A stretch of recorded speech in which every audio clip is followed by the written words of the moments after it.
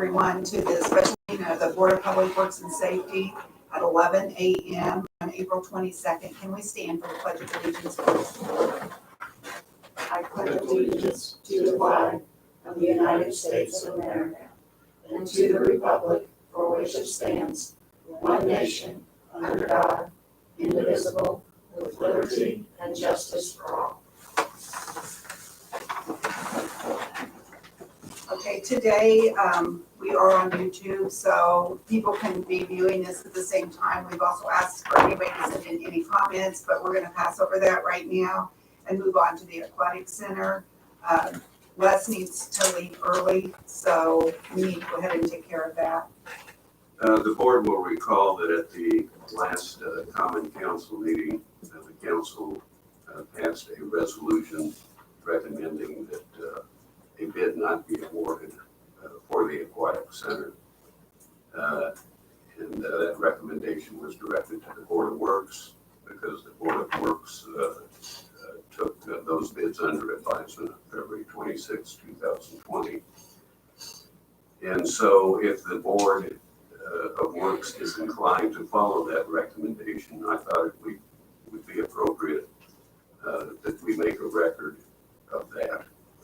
And so I have written out and proposed, if the board is so inclined, that the following motion be made. Would be a motion with regard to the bids received on February 26, 2020 for the Frankfort TVA Park Aquatic Center, which bids were received from R.L. Turner and Matt Kahn General Contractors. And the movement would be moving that neither bid be awarded for the following reasons. One, both bids exceeded the city's estimate of costs associated with the project. And two, the bond issue that would be required to finance the project would be based on projected tax revenues, the amount of which is now uncertain due to the national and state declared emergencies resulting from the COVID-19 virus. That is a possible motion if someone wants to make. Les, I appreciate you preparing that and the verbiage that's appropriate. And I'd like to make a motion that we approve that particular resolution. I will second that motion. Okay, is there any discussion on that right now? Everybody good with that? Okay, roll call, please, Carol. Mayor Sheets, Aye. Mark Mitchell, Aye. Megan Sheets, Aye. Motion passes 3-0. And I will leave this with you, Mayor, Okay. for your minutes. The bidders both should be notified, Okay. and especially R.L. Turner, which was the low bidder and was willing to extend to some extent, but probably not long enough to satisfy these concerns. Okay, so you think we should directly get a hold of them? I didn't know. I would, and Kyle already has. He was Okay. notified. Okay, well, no, Is there anything else you need me for here? I can't think of anything else from you guys. Okay. Okay, thank you, Les, for keeping by. I appreciate it. We want that for the minutes. Okay, was there any public comments outside of the topics that we're going to discuss later on? No, the only public comments we had were in regard to the 4th of July. Okay. We'll move on then to the golf course operations. We received an email just a little bit ago from Jesse Casey.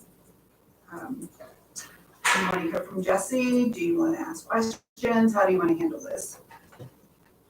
I would like to have Jesse speak to us actually with regard to the specific action he's requesting today from the Board of Works.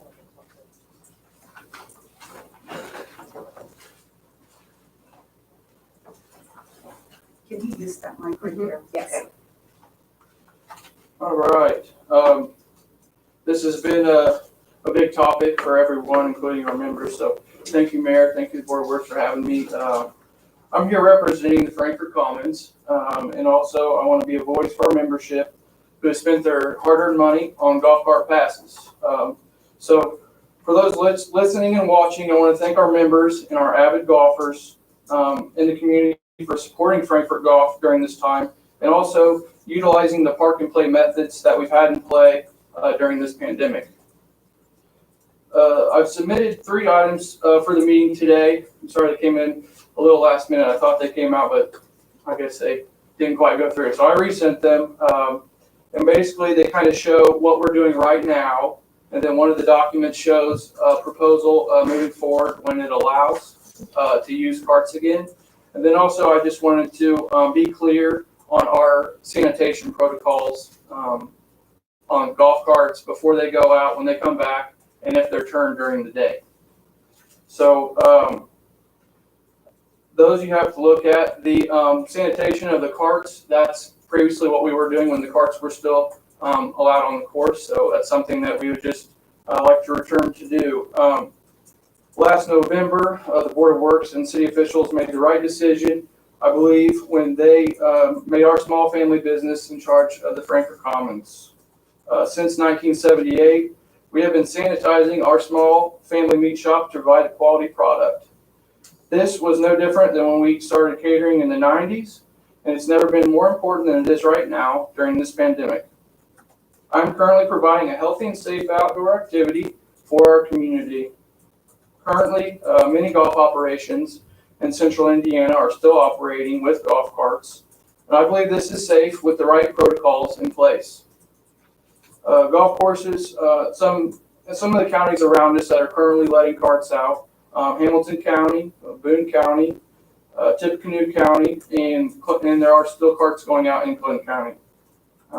One of them I thought was kind of close to the same in our regards is Tipton Municipal Golf Course. They've been closed down now for, I think, around 3 weeks or 4 weeks. But they're deciding, after what the governor's statements yesterday, they decided that as of this coming Friday, they will be reopening their golf course with single riders. So that's another thing I wanted to kind of tell you guys is they're doing this in 3 different ways. So all the golf courses kind of have their own approach. I've seen some golf courses still allowing optional 2-person per cart.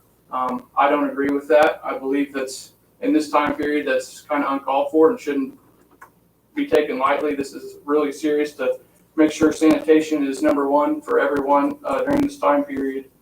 Some golf courses have went to a members only approach, which is singles per golf cart. And then the members also, they get use the same cart every day. So that's another way they're allowing their members who have purchased full cart passes to continue to get their money's worth. What I believe is the best option, though, in this time period and being in the city is a single cart program, single rider. There's no exceptions. If you're in the same household, it doesn't matter. We could move forward with single riders only based on the sanitation that I provided, and we could make public as well. But the way our current course is running is a park and play method. Would you guys like me to let you know kind of what a park and play method entails? Is that something you'd like to know? Because I'm not aware, yes. Okay, so park and play creates a way for golfers to access the golf course without having to come into the clubhouse, without having to get real close to anyone. It allows them to park and go straight to the tee box where there'll already be scorecards and pencils available. So one of the ways this method is made possible is because we've made advances in technology. We have iPads, we have online tee sheets, so people can get online, they can create the tee sheet, they can pay for it online. And also our company has fronted the money to create a golf app, which is in your guys' documents. This golf app also allows people to create a tee time and pay for it online. So we've made more than one option. You can call in even to the pro shop and give me the card number and also allow you to pay online. So there's 3 ways that people in our community can still pay online, park, and go straight to the tee box or straight to a sanitized golf cart and avoid being within the 6-foot range. So I think we've really tried hard to give everyone an option on how to be outdoors and be in a safe environment. So if there's anything else I'm missing or any questions I can answer, please let me know, and then I can have my information is always available, and it's on our Facebook site as well. So if anyone needs anything. So is there any more questions? I Was that clear enough? Thank you. So basically, what you're bringing to us today is just allowing the use of carts. I mean, not just, but you're hoping to allow the use of carts in a single person per, or one person per cart. Yes, because currently we're still open for play. It's walking only, so people have really done a good job of booking online and booking through the necessary methods to walk and avoid the contact. So our clubhouse is currently closed, our driving range is currently closed. So the only thing we'd be adding is when you guys feel necessary, we could add the golf carts back. So a lot of our elderly and a lot of our older members, they can't quite get around, but they would like to be outside and participate in an activity. So that's just one of my feedback I've got from our local people, players, and members. Yes, are you a member of the Indiana Golf Office? News? We are not yet a member of Indiana Golf, but we have close contacts that have kind of sent us their emails and suggestions on how to stay open and all the important guidelines on their suggestions during the COVID-19. Okay. So you're aware of a document that they sent out about golf carts should not be shared if used at all? Are you aware of that? I did see that document. If they're used at all, then you should have a really good sanitation and process. So, but I am aware of that. What kind of solution do you use for your sanitation? It's one we get from Cisco. It's kind of a sanitary solution that we've used for years, and it's and then also you'll see in our sanitation protocol we use a bleaching agent that is a cleaning agent as well, that would hit all the touch points on the golf cart. So we don't just use a hand wash when it comes back. We're using a pressure washer. We're using a bleach agent, and then another spray non-touch sanitizer when it's put away and dried. If they come back out in the morning, we use another spray sanitizer every morning, and our employees have gloves on and take care to get the carts ready again. So we are not taking this lightly at all. Do you guys still utilize a golf ranger or a ranger for the golf course? We haven't yet. It just hasn't been with the current play. We're usually around right now 20 to 30 rounds. But if that's something we need to put into play to make this work, we could do that. I guess my next question would be, how would you enforce this when they're out of sight, out of mind of the clubhouse?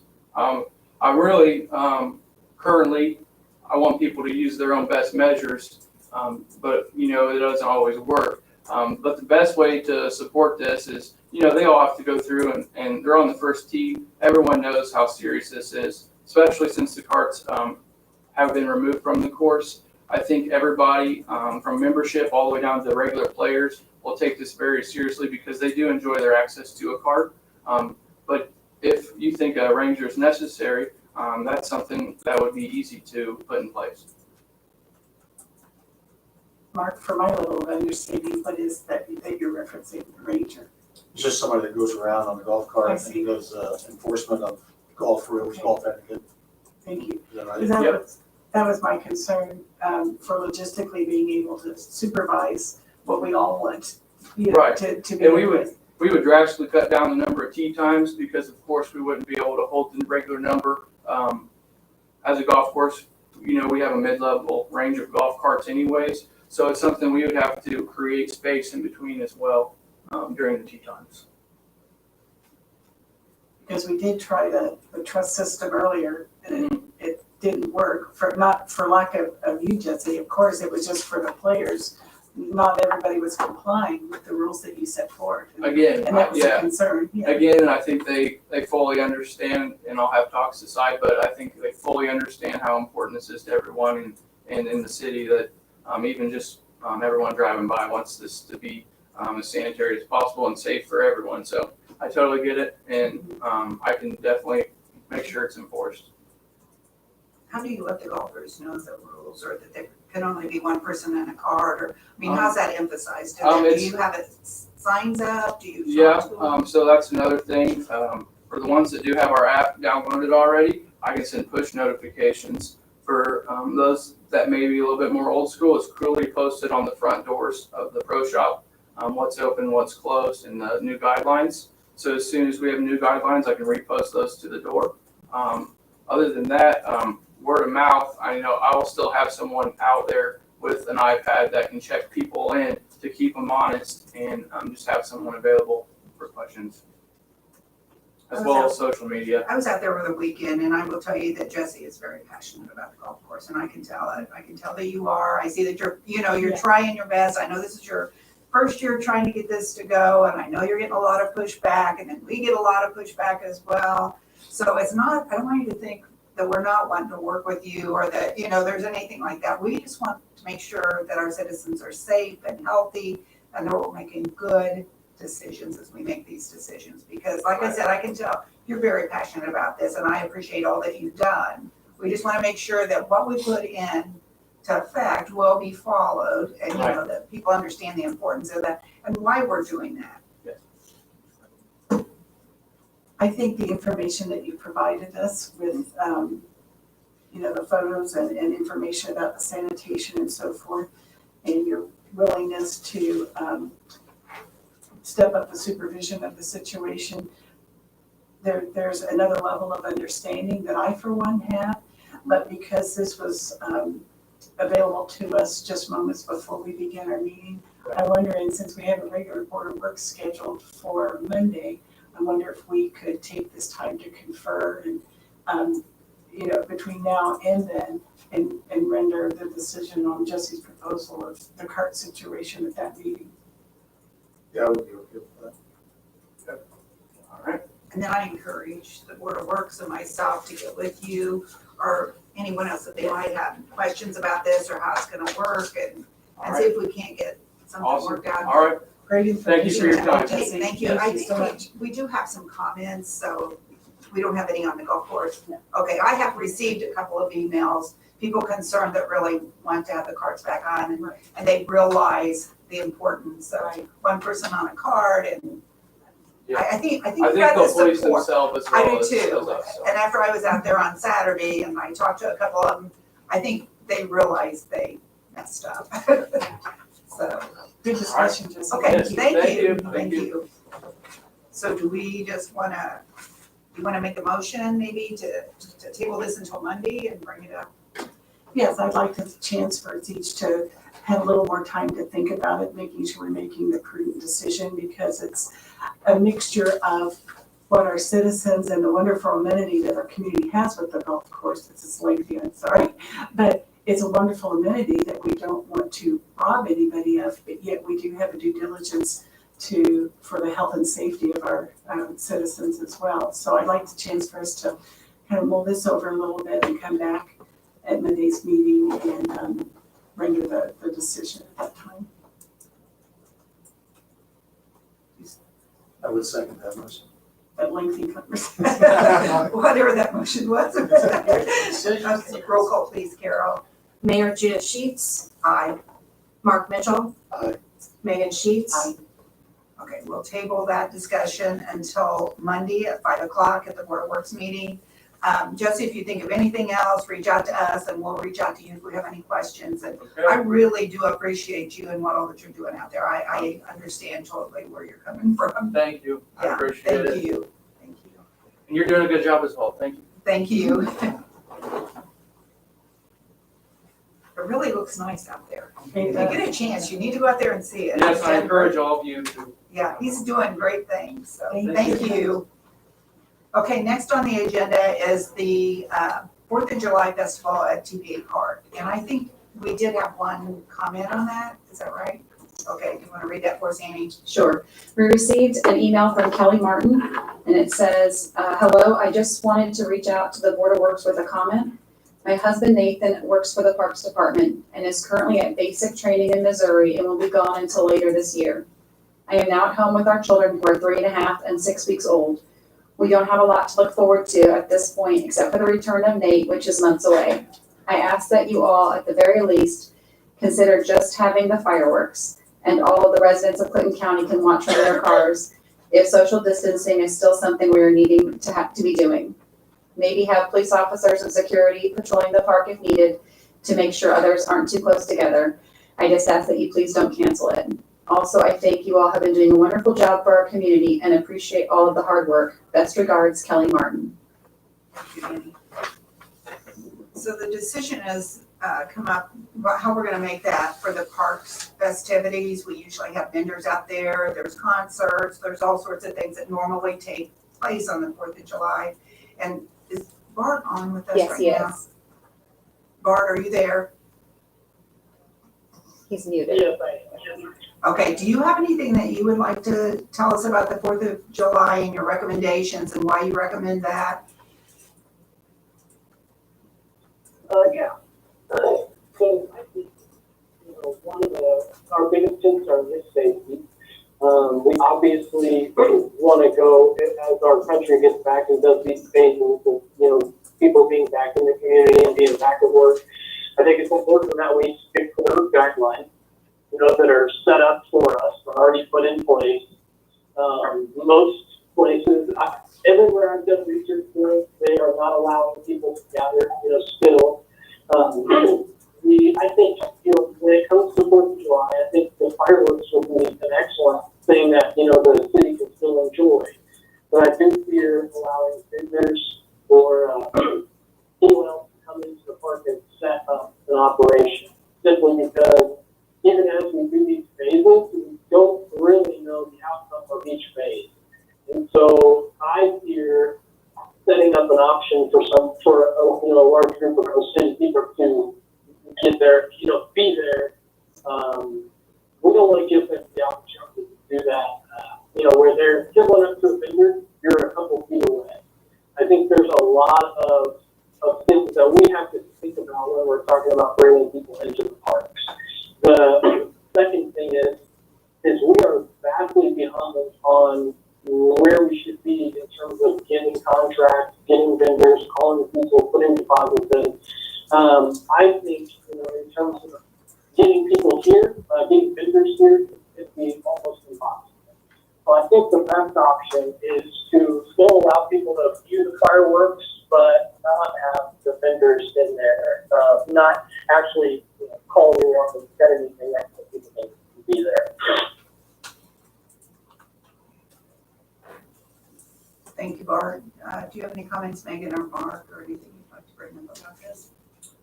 I would agree that if at all possible, we should try to have the fireworks display and then the JCs, I'm assuming they're still on board.